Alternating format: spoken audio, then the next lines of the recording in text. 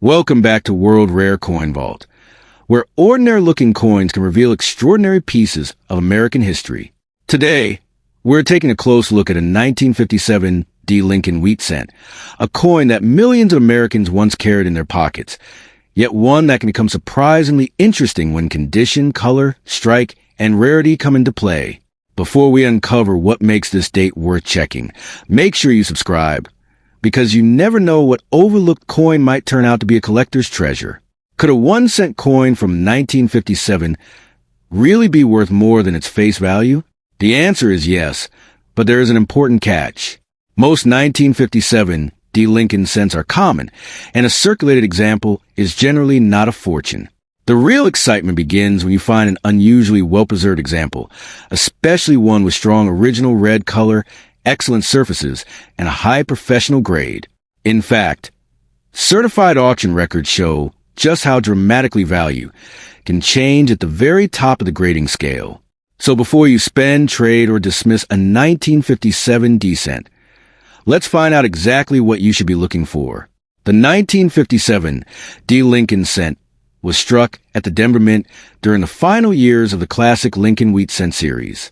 The design was created by Victor David Brenner, whose portrait of Abraham Lincoln had first appeared on the cent in 1909.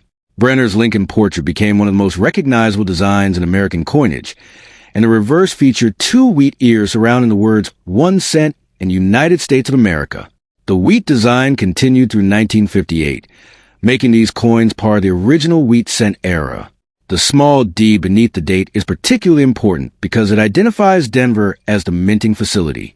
In 1957, Denver produced an enormous 1,051,342,000 Lincoln cents.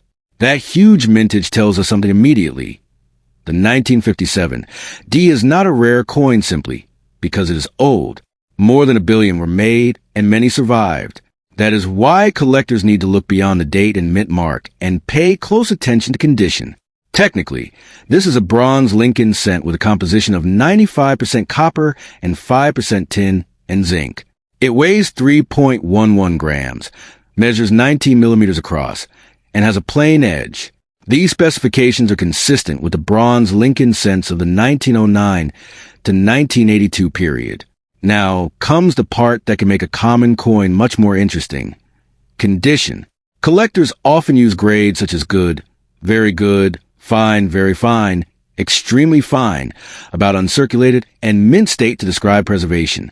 A circulated coin shows where from handling and use, while a mint state example has never entered normal circulation.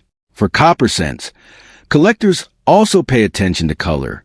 Brown, and red designations can make a major difference, particularly at high grades. And this is where the 1957 D becomes fascinating. PCGS records a regular strike 1957, D. Lincoln cent reaching MS67 plus red, with an auction record of $6,600. That is an extraordinary result compared with the ordinary value of a circulated example, and it demonstrates why you should never assume every coin of the same date is worth the same amount. The exceptional auction price belongs to an exceptionally graded coin, not at every 1957 D cent. For another perspective, PCGS records a 1957 degraded MS66 red selling for $30 in a 2019 auction, while its current coin fact information shows that the finest certified examples can command dramatically more. NGC's guide also illustrates the enormous spread between lower-grade examples and superb mint state pieces. These figures should be treated as guides and historical market references, not guarantees of what any individual coin will sell for today. So what should you actually inspect? Start with the date and the D mint mark. Then examine Lincoln's portrait for wear, especially around the hair, cheek, jaw, and coat. On the reverse, study the wheat ears and lettering. Look for strong details, clean surfaces, and attractive original color.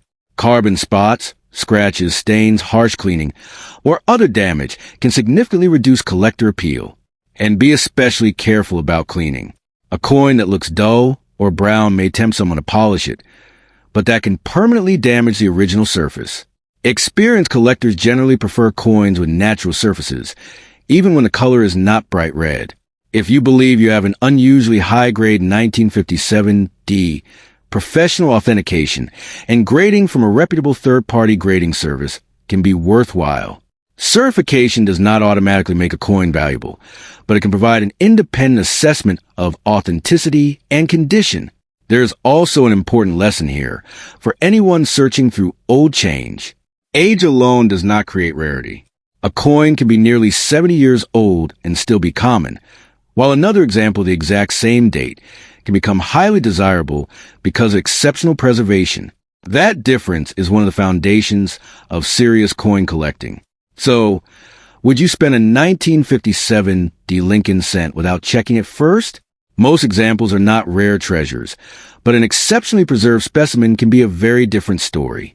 The key is knowing what you have, understanding the grade, protecting the original surfaces, and never believing an enormous price claim without reliable evidence. The 1957 D. Lincoln wheat cent is a perfect reminder that numismatics is not simply about finding old coins. It is about recognizing the details that separate an ordinary survivor from an exceptional collectible. If you enjoyed this journey into one of America's classic cents, like the video, share it with another collector, and leave a comment telling us which old Lincoln cent you would most like to find. And don't forget to subscribe to World Rare Coin Vault for more fascinating coins, history, and collector discoveries.